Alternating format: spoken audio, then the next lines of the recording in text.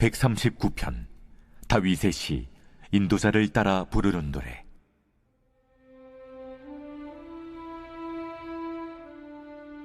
여호와여, 주께서 나를 살펴보셨으므로 나를 아시나이다. 주께서 내가 앉고 일어섬을 아시고 멀리서도 나의 생각을 밝히 아시오며 나의 모든 길과 내가 눕는 것을 살펴보셨으므로 나의 모든 행위를 익히 아시오니, 여호와여, 내 혀의 말을 알지 못하시는 것이 하나도 없으시니이다. 주께서 나의 앞뒤를 둘러싸시고 내게 안수하셨나이다. 이 지식이 내게 너무 기이하니 높아서 내가 능히 미치지 못하나이다. 내가 주의 영을 떠나 어디로 가며 주의 앞에서 어디로 피하리이까? 내가 하늘에 올라갈지라도 거기 계시며 스올에 내 자리를 펼지라도 거기 계시니이다. 내가 새벽 날개를 치며 바다 끝에 가서 거주할지라도 거기서도 주의 손이 나를 인도하시며 주의 오른손이 나를 붙드시리이다.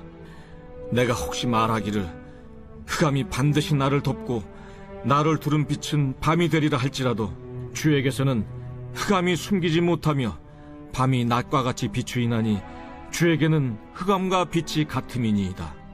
주께서 내 내장을 지으시며 나의 모태에서 나를 만드셨나이다. 내가 주께 감사하옴은 나를 지으심이 심히 기묘하심이라. 주께서 하시는 일이 기이함을 내 영혼이 잘 아나이다. 내가 은밀한 데서 지음을 받고 땅의 깊은 곳에서 기이하게 지음을 받은 때에 나의 형체가 주의 앞에 숨겨지지 못하였나이다. 내 형질이 이루어지기 전에 주의 눈이 보셨으며 나를 위하여 정한 날이 하루도 되기 전에 주의 책에 다 기록이 되었나이다. 하나님이여, 주의 생각이 내게 어찌 그리 보배로우신지요. 그 수가 어찌 그리 많은지요. 내가 세려고 할지라도 그 수가 모래보다 많도소이다. 내가 깰 때에도 여전히 주와 함께 있나이다. 하나님이여, 주께서 반드시 악인을 죽이시리이다. 피 흘리기를 즐기는 자들아, 나를 떠날지어다. 그들이 주를 대하여 악하게 말하며 주의 원수들이 주의 이름으로 헛되이 맹세하나이다. 여호와여, 내가 주를 미워하는 자들을 미워하지 아니하오며 주를 치러 일어나는 자들을 미워하지 아니하나이까? 내가 그들을 심히 미워하니 그들은 나의 원수들이니이다. 하나님이여, 나를 살피사 내 마음을 아시며 나를 시험하사 내 뜻을 아옵소서. 내게 무슨 악한 행위가 있나 보시고 나를 영원한 길로 인도하소서. 할렐루야. 우리 좌우 옆에 계신 분 마스크 쓰고 있지만 한번 얼굴을 한번 보시면서 이렇게 인사하겠습니다. 몰라봐서 죄송합니다. 당신은 아직 안 끝났어요. 좀 길어요. 길어도 잘 기억하셨다가 해주세요. 몰라봐서 죄송합니다. 당신은 하나님의 걸작품이시군요.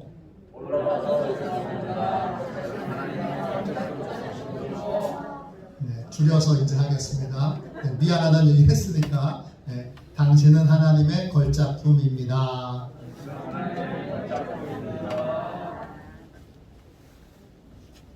하나님의 걸작품, 하나님의 걸작품, 이런 제목으로 함께 은혜를 나누겠습니다. 오늘부터 하나님의 말씀을 통해서 내가 누구인가 함께 배우도록 하겠습니다. 성경을 통해 우리는 하나님이 어떤 분이신지를 배우게 됩니다. 성경은 하나님이 어떤 분이신지를 알려주는 유일한 책입니다. 그래서 귀하고 또 귀합니다. 성경은 동시에 내가 누구인지를 정확하게 알려주는 책입니다. 우리는 성경을 통해서만, 우리는 하나님의 말씀을 통해서만 내가 누구인지를 정확하게 알게 됩니다. 여러분은 여러분 자신을 누구라고 생각하십니까? 우리는 지금까지 살아오면서 끊임없이 많은 사람들에게 평가를 받으며 살아왔습니다. 태어나서는 부모님에게, 또 가족들에게, 친척들에게 평가를 받아왔습니다. 쟤는 어때? 저때. 또 학교 가서는 성적으로 평가를 받았습니다. 졸업하고 나서도 이제는 평가 안 받겠지, 웬걸요? 더 치열하게, 더 치밀하게 많은 평가를 받고 있습니다. 외모가 어떠냐? 뚱뚱하냐, 날씬하냐? 코가 어떡하냐? 뭉뚱그려져 있느냐? 눈이 올라갔냐, 내려갔냐? 어떤 학교를 나왔냐? 직장은 어디냐? 돈은 좀 있냐? 다른 능력은 없느냐? 등등으로 평가를 받아왔습니다. 교회에서도 많은 평가를 받아왔습니다. 예배는 빠짐없이 잘 드리느냐? 헌금은 제대로 하느냐? 말씀에 순종하느냐? 기도는 하루에 얼마나 하느냐? 새벽 기도는 드리느냐? 어떤 성경 공부에 참여했느냐? 봉사는 무엇을 하느냐? 1년에 몇 명이나 전도하느냐? 등등 여러 가지로 교회 안에서도 평가를 받아왔습니다.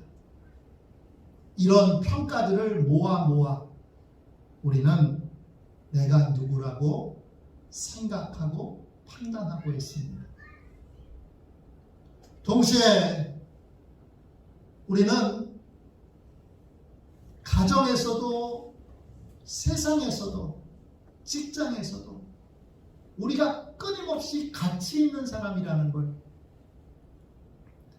다양한 방법으로 입증하기 위해 노력하는 삶을 살아왔습니다. 제 아버지는 6남매이십니다. 위로 큰 고모님이 계시고 그 다음에 저희 아버님이세요. 그리고 밑에 삼촌 2분과 고모 2분이 계십니다. 어렸을 때 명절이 되면 가족들이 다 집안에 모였습니다. 많은 숫자의 가족들이 모여서 명절마다 정말 떠들썩했습니다. 제가 학교를 입학하고 나서 명절이 되면 가족들의 중요한 관심사 중에 하나는 어느 자녀가 공부를 잘하느냐였습니다. 큰 고모님 댁에 자녀가 4명이 있는데 신기하게도 4명이 다 공부를 참 잘했습니다. 제 기준으로 볼 때 누님이 2분 계시고 형님이 1분 계시고 밑에 동생이, 그렇게 4명입니다. 4명 중에 1명은 좀 못하는 자녀도 있어야 되는데 공부를 모두 다 정말 잘했습니다. 반에서 잘한 게 아니라 전교에서 잘했습니다. 전교에서 늘 1등, 2등을 다 다투었습니다. 부끄럽지만 저는 그만큼 공부를 잘하지 못했습니다. 그래서 명절이 되면 늘 속상했습니다. 큰 고모님이나 큰 고모부는 아무 말씀도 안 하세요. 근데 밑에 있는 고모들이 이번에 성적이 어떻다는지, 또 무슨 경시대회에서 우승을 했다든지, 또 전교 학생회장에 뽑혔다든지 이런 소식을 늘 전했습니다. 그럴 때마다 그 이야기를 듣고 나는 아버지가 자랑할 수 있는 아들이 못된 것 같아서 참 속상하고 또 부끄러웠습니다. 대학에 입학하고 나서 여러 결심 중에 아버지에게 정말 자랑스러운 아들, 아버지가 어디 가서 늘 자랑할 수 있는 아들이 되자고 그렇게 결심을 했습니다. 그래서 대학에 가서 나름 놀지 않고 열심히 공부를 했습니다. 그때 저는 스스로 참 못나고 부족한 사람이라고 생각했습니다. 그래서 제가 능력 있는 사람이라는 걸, 제가 대단한 사람이라는 걸 아버지에게 또 가족들에게 입증해 보여야 한다라는 생각을 제 안에 갖고 있었습니다. 그러다가 대학원을 졸업하고 군에 갔습니다. 신병교육 때 6주 훈련을 받는데 아버지께서 손편지로 편지를 보내주셨습니다. 편지의 내용이 구체적으로 어떤 것이었는지 기억이 나지는 않습니다. 그런데 그 편지를 읽으면서 제가 명확하게 깨달은 것이 하나 있습니다. 저는 오랫동안 능력 있는 아들로 아버지께 인정을 받고 싶었습니다. 그런데 제 아버지는 한 번도 제가 능력 있는 아들이 되길 바라셨던 적이 없다는 걸 알게 됐습니다. 제가 능력이 있든 없든 상관없이 제 아버지는 제가 행복한 사람이었으면, 그리고 자기 일에 보람을 느끼는 사람이었으면 좋겠다고 생각하고 계셨습니다. 내가 능력 있는 아들로 되어서, 내가 정말 아버지가 자랑하는 아들이 되어서 아버지를 기쁘시게 해드려야 되겠다라는 것은 저 혼자만의 생각이었던 것입니다. 저와 비슷한 경험을 고백한 아나운서가 있습니다. KBS 아나운서로 활동했던 김경란이라고 하는 아나운서입니다. 작년에 어느 텔레비전 프로그램에 나와서 이런 고백을 했습니다. 저는 20년 동안 아나운서로 살았습니다. 저는 제가 좋은 아나운서가 되어야 가족들과 주변 사람들이 행복할 수 있다고 생각했습니다. 그래서 힘들고 어려워도 부모님께 좋은 모습만 보여드리려고 노력했고 참고 또 참았습니다.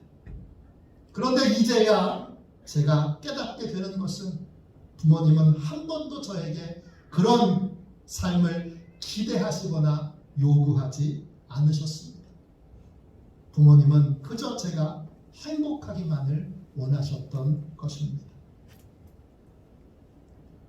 우리는 세상에서 끊임없이 내가 특별한 사람이고, 내가 능력 있는 사람이고, 내가 뛰어난 사람이라는 것을 증명해 보여야 한다는 요구를 받으며 인생을 살아왔습니다. 그런데 우리가 반드시 기억해야 할 것이 있습니다. 이런 요구를 하는 세상의 배후에 마귀가 있다는 것입니다. 마귀는 예수님에게도 동일한 요구를 2번이나 했습니다. 마태복음 4장 3절과 6절 말씀입니다. 내가 만일 하나님의 아들이거든, 그냥 하나님의 아들이신데, 내가 만일 하나님의 아들이거든 명하여 이 돌들로 떡덩이가 되게 하라. 6절입니다. 내가 만일 하나님의 아들이거든 뛰어내리라. 기록되었으되 그가 너를 위하여 그 사자들을 명하시리니 그들이 손으로 너를 받들어 발이 돌에 부딪히지 않게 하리로다. 마귀는 예수님은 이미 하나님의 아들이신데 하나님의 아들인 것을 입증해 보이라고 요구합니다. 이런 요구를 마귀는 우리에게도 합니다. 네가 존귀한 사람이라는 걸, 가치 있는 사람이라는 걸 입증해 보이라고 요구합니다. 많은 사람들이 예수님처럼 마귀의 유혹을 거절하지 못하고 자신이 가치 있는 사람이라는 걸, 특별한 사람이라는 걸 사람들에게 입증하기 위해서 인생을 살아갑니다. 내가 가치 있는 사람이라는 걸, 내가 대단한 사람이라는 걸, 내가 훌륭한 사람이라는 걸, 내가 착한 사람이라는 걸 입증하기 위해 여러분 시간과 세월을 허비합니다. 어떤 분은 물질로 자기의 가치를 입증하려고 노력합니다. 좋은 차를 타고 좋은 집에 살고 좋은 옷을 입고 보석과 또 가구와 최신 전자기기를 소유함으로 자신의 가치를 입증해 보려고 합니다. 내가 무슨 차 타는 줄 알아? 차가. 내가 아파트 어디 사는 줄 알아? 아파트가 자기의 가치를 증명한다고 생각합니다. 어떤 사람은 일의 성과로 자기의 가치를 입증하려고 합니다. 좋은 성적, 많은 성과, 많은 사역, 이걸 통해서 내가 얼마나 능력 있고 가치 있는지를 입증해 보이려고 합니다. 그런데 결과는 어떻습니까? 많은 성과를 얻으면 교만해집니다. 성과를 내지 못하면 깊은 열등감과 패배감에 빠집니다. 어떤 사람은 사람들의 인정과 칭찬을 통해서 자신의 가치를 입증하려고 합니다. 그 결과 여러분 끊임없이 사람들에게 인정과 칭찬을 갈구합니다. 또 다른 사람을 실망시켰다고 생각할 때에는 깊은 좌절감과 패배감에 빠지게 됩니다. 또 어떤 사람은 자신의 상처와 아픔을 자신이 불행하게 살고 실패한 것의 원인으로 계속 상처와 아픔에 자신의 실패를 전가시킵니다. 어렸을 때 부모님께 받았던 상처, 친구의 배신, 자녀의 무시, 배우자와의 이혼, 배우자의 외도, 사업의 실패, 이런 등등의 이유를 들어서 나는 실패한 인생이고 결코 새로운 삶을 살 수 없다고 그렇게 생각하며 인생을 살아갑니다. 우리는 정말 나 자신을 제대로 알고 있는 걸까요? 내가 알고 있는 내가 진짜 나일까요? 나는 끊임없이 내가 가치 있다는 걸 가족에게, 세상에 입증해 보여야만 하는 그러한 무가치한 존재인가요? 나는 성공해야만 가치가 있는 건가요? 돈이 많아야만 가치가 있는 건가요? 특별하게 예쁘고 또 잘생겨야 가치가 있는 건가요? 사람에게 인정받고 칭찬받고 칭송받을 때에만 내 삶이 가치가 있는 건가요? 사업에 실패하면 무가치한가요? 가난하면 무가치한가요? 못생기면 무가치한가요? 못 배우면 무가치한가요? 많은 상처를 받으면, 많은 실패를 겪으면 그러면 무가치한가요? 진짜 나는 누구인가요? 무엇인가 첨가하고 더하지 않고, 무엇인가 치장하고, 무엇인가 꾸미지 않고 본래 있는 모습 그대로의 나는 누구인가요?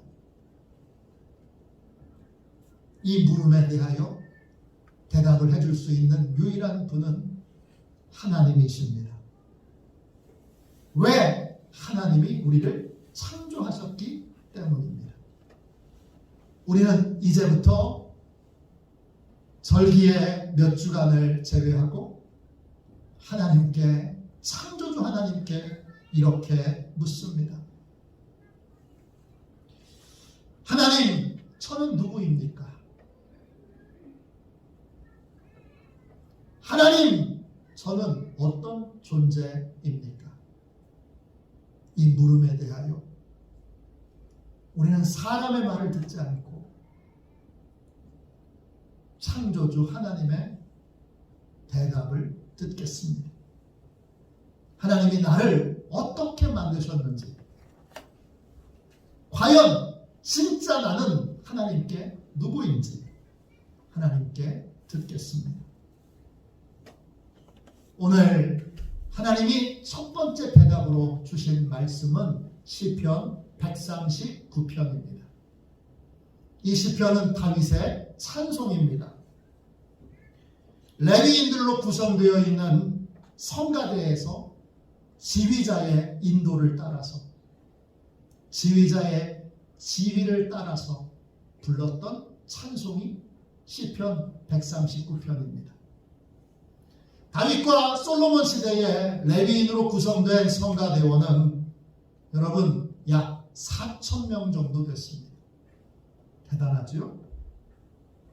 역대상 23장 5절에 4,000명은 그가 여호와께 찬송을 드리기 위하여 만든 악기로 찬송하는 자들이라 했습니다.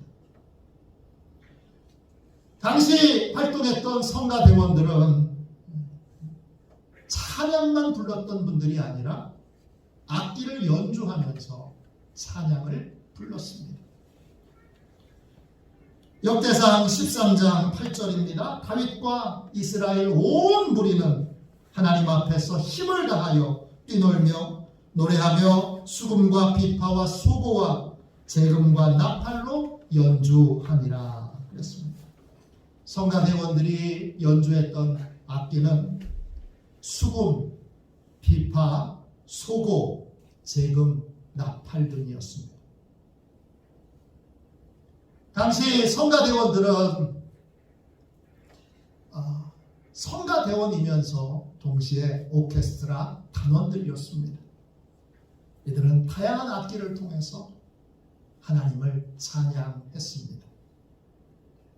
139편은 그들이 불렀던 찬양 가운데 가장 대표적인 곡 중에 하나입니다. 이 시편 139편은 하나님께 우리가 누구인지를 잘 알려주고 있습니다. 하나님께 우리는 이렇게 질문합니다. 하나님, 나를 어떻게 창조하셨습니까? 이 질문에 하나님이 이렇게 대답해 주십니다. 13절 말씀을 보세요. 시편 139편 13절입니다. 주께서 내 내장을 지으시고 나의 모태에서 나를 만드셨나이다. 하나님께서는 나를 육체만 가진 존재로, 육체만 있는 존재로 만들지 않으셨습니다. 하나님은 나를 영과 혼과 육을 가진 존재로 그렇게 만드셨습니다. 하나님께서 내 내장을 만드시고 할 때, 내 내장을 지으시며 할 때 그 내장이라고 하는 말은 히브리어로 여러분 킬야흐입니다. 뜻은 심장이나 콩팥을 뜻하기도 하지만 여기에는 속사람, 내면, 마음이라는 뜻도 있습니다. 하나님은 나를 육체만 가진 존재로 만들지 않으셨습니다. 분명히 육체와 함께 혼과 영을 가진 존재로 하나님이 나를 만드셨습니다. 식물은 육체만 있습니다. 동물은 식물보다 한 가지 더 있습니다. 뭐가 있느냐? 혼이 있습니다. 그래서 동물도 삼각이라는 것을 합니다. 그런데 인간에게는 동물보다 한 가지가 더 있습니다. 그것이 바로 영입니다. 영은 하나님처럼 눈에 보이지도 손으로 만질 수도 없습니다. 그러나 하나님이 존재하시는 것처럼 우리 안에 영도 존재합니다.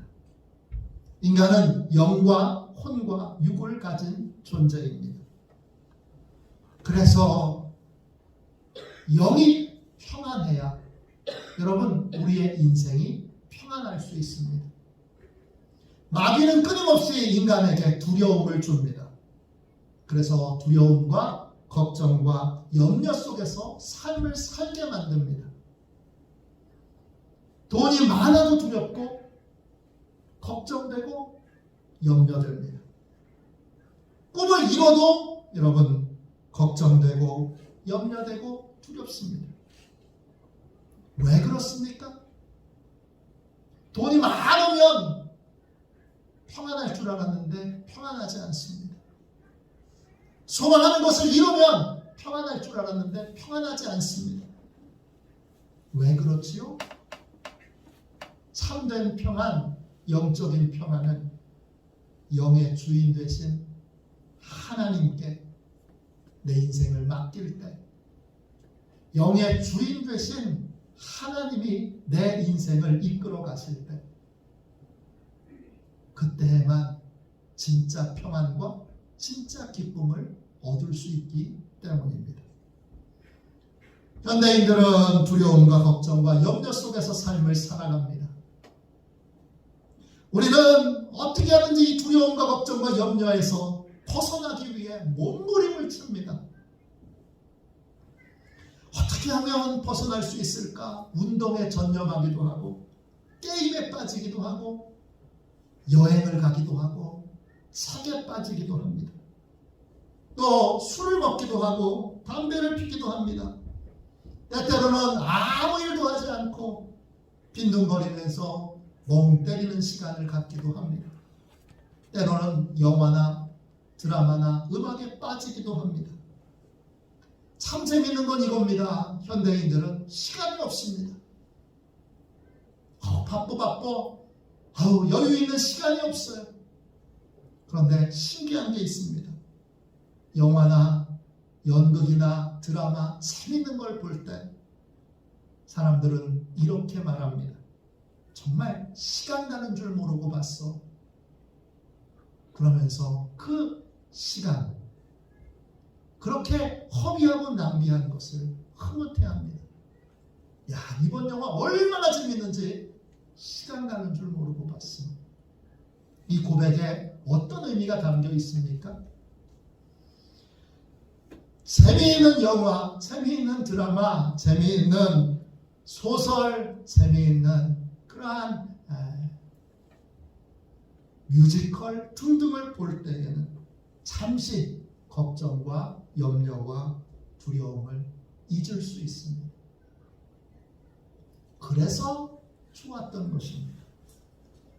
잠시 잊을 수 있어서 그래서 행복했던 것입니다.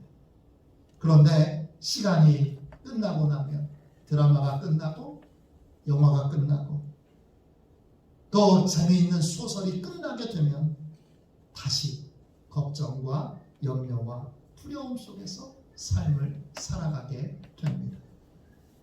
왜 그렇습니까? 왜 이렇게 살아갑니까? 우리가 육체만 가진 존재가 아니라 혼만 가진 존재가 아니라 영적인 존재로 하나님이 만드셨기 때문입니다. 하나님은 나를 영과 혼과 육을 가진 존재로 창조하셨습니다. 그렇게 만드셨기 때문에 나는 하나님을 만나야 참된 평안과 기쁨을 얻을 수 있습니다. 세상이 줄 수 없는 평안과 세상이 줄 수 없는 기쁨을 얻는 길은 딱 하나, 영의 주인 되신 하나님을 만나 인생의 짐을 하나님께 맡길 때 비로소 나는 평안과 기쁨을 얻을 수 있습니다. 주인 되신 하나님께 맡기고 주인 되신 하나님의 뜻대로 따르는 삶을 살 때 나는 비로소 행복해질 수 있는 것입니다. 내가 행복해질 수 있는 유일한 길은 영의 주인 되신 하나님을 여러분 만나서 내 인생의 짐을 그분에게 믿음으로 맡길 수 있을 때, 그때 비로소 행복해질 수 있는 것입니다. 하나님께서는 내 영을 만드셨습니다. 여러분, 시편 139편 13절을 다시 한번 읽겠습니다. 보십시오. 주께서 내 내장을 지으시며 나의 모태에서 나를 만드셨나이다 그랬습니다. 내 내장을 지으시며 할 때 그 지으셨다는 말은 히브리어로 콰나입니다. 이 말은 만들었다는 뜻도 있지만 손에 넣다, 소유하다, 주인이 되다 이런 뜻도 있습니다. 하나님께서 나를 영적인 존재로 만드셨다는 것은 내 영 안에 하나님의 소유권을 새겨 놓으셨다는 것입니다. 그러니까 내 영은 영의 소유주 되시는 하나님을 만나야, 참된 주인을 만나야 참 평안과 만족을 얻을 수 있는 것입니다. 다른 것으로는 만족과 평안과 기쁨을 얻을 수 없습니다. 주인만이 내 영의 모든 비밀을 다 알고 계시기 때문입니다. 하나님께서 나를 만드신 장소는 어디입니까? 여러분 13절 다시 보십시오. 나의 모태에서 나를 만드셨나이다. 하나님이 나를 만드신 자리는 어머니 뱃속입니다. 어머니 뱃속에서 나를 만드셨습니다. 이때 만들었다라는 단어는 아주 특별한 의미를 가지고 있는 단어입니다. 히브리어로 사캅입니다. 뜻은 덮다, 씌우다, 어둡게 하다, 가리다, 싸매다 이런 뜻이에요. 하나님이 어머니 뱃속에서 나를 만드실 때 나를 공개적으로 만드시지 않고 비밀스럽게 아무에게도 이야기하지 않고 아무도 모르게 나를 만드셨습니다. 우리 병원에 가면 중요한 처치를 할 때에는 그 병원에 있는 커튼을 쭉 치잖아요. 아무도 못 들어오게. 그것처럼 하나님이 나를 만드실 때 어머니 뱃속에서 커튼을 쫙 치셨어요. 나에 대한 비밀은 오직 하나님만 알고 계십니다. 누구에게도 그 비밀을 알려주지 않으셨습니다. 하나님은 철저하게 나에 대한 것을 비밀로 두시고 나를 어머니의 뱃속에서 은밀하게 비밀스럽게 만드셨던 것입니다. 왜 이렇게 만드셨을까요? 왜 이렇게 만들으셨을까요? 여러분, 왜 하나님은 아무도 나에 대하여 알지 못하도록 오직 하나님만 아시도록 나를 이렇게 만드셨을까요? 내가 하나님께 만들어진 내가 너무나 소중하고 중요하기 때문입니다. 여러분, 장사가 잘 되는 식당에 가면 뭐가 있지요? 비밀 레시피가 있습니다. 비밀 레시피를 아무에게도 공개하지 않습니다. 텔레비전에 몇 가지는 공개해도 최종적으로 이거는 안 됩니다 하는 것이 있어요. 하나님이 우리를 만드실 때 아무에게도 알지 못하도록 누구도 모르도록 우리를 비밀스럽게 만드셨어요. 왜 그렇죠? 우리가 특별하기 때문입니다. 우리가 소중하기 때문입니다. 우리가 중요하기 때문입니다. 여러분 14절 말씀을 보세요. 14절입니다. 내가 주께 감사하오면 나를 치으심이 심히 기묘하심이라. 주께서 하시는 일이 기이함을 내 영혼이 잘 아나이다 했습니다. 하나님은 비밀스럽게 나를 만드셨는데 어떻게 만드셨어요? 심히 기묘하게 만드셨어요. 기묘하다라는 말은 히브리어로 팔라입니다. 뜻은 분리되다, 구별되다, 별개로 두다 이런 뜻입니다. 하나님이 나를 구별된 특별한 존재, 놀라운 존재로 만드시기 위해 비밀스럽게 나를 만드신 것입니다. 나를 만드신 하나님의 이 창조 사역은 말할 수 없이 기이합니다. 기이하다는 말은 히브리어로 팔라인데 여러분 같은 단어가 아닙니다. 앞에 팔라와 뒤에 팔라는 모음이 다릅니다. 이 기이하다는 말은 뛰어나다, 평범하지 않다, 특별하다 이런 뜻입니다. 나는 평범하지 않은 특별한 방법으로 비밀스럽게 하나님이 만드신 그러한 걸작품입니다. 나는 창조될 때부터 이미 특별한 하나님의 걸작품으로 만들어졌습니다. 예수님께서 마귀에게 하나님의 아들이신 것을 증명하실 필요가 없었던 것처럼 나도 세상과 가족들과 사람들에게 내가 특별한 하나님의 걸작품임을 증명해야 될 필요가 없습니다. 내가 걸작품인 것을 세상이 몰라주고 사람들이 몰라주면 그건 걸작품을 볼 줄 아는 눈이 그 사람들에게 없기 때문입니다. 한국 사람이 제일 사랑하는 화가 중에 이중섭이라고 하는 화가가 있습니다. 이중섭 씨는 한국인이 제일 사랑하는 화가이지만 작품을 많이 남기지는 않았습니다. 제주도에 가면 이중섭 미술관이 있는데 그 미술관 안에도 소장하고 있는 작품이 많지 않습니다. 그가 남긴 작품 수도 적고 또 작품이 나오면 워낙 비싸기 때문에 구입할 수가 없습니다. 그가 그린 유화 작품은 더더욱 귀합니다.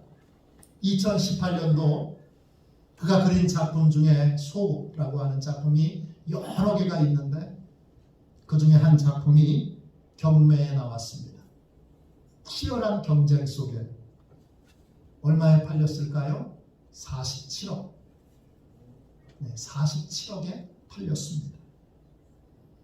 그런데 이중섭을 사랑하던 그 친구들이 늘 이야기하는 재미있는 얘기가 있습니다.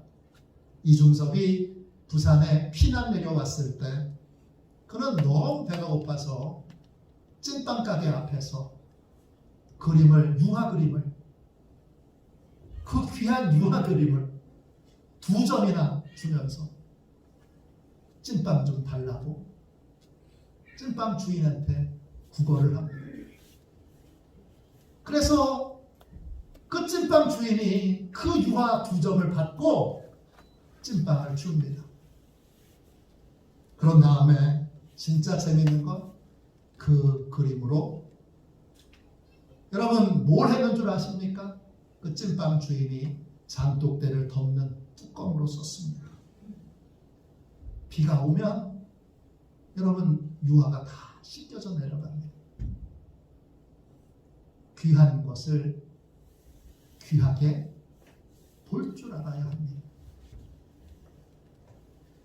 다른 사람은 다 모르지만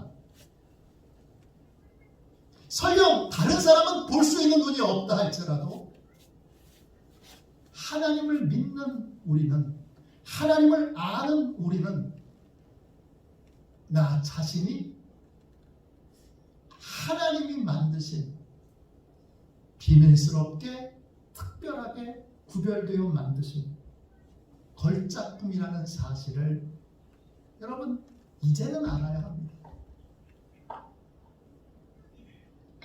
다른 사람은 몰라도 하나님을 믿는 나는 내가 걸작품인 것을 알아야 합니다. 왜 지금까지 우리가 그 사실을 몰랐을까요? 나도 나의 귀중함을 볼 줄 아는 눈이 없었기 때문입니다. 우리는 하나님의 말씀으로 봐야, 우리는 하나님의 눈으로 봐야 나를 제대로 볼 수 있습니다. 우리는 나를 만드신 그 하나님께 내가 어떻게 만들어지는지를 배웠습니다. 나는 누구입니까?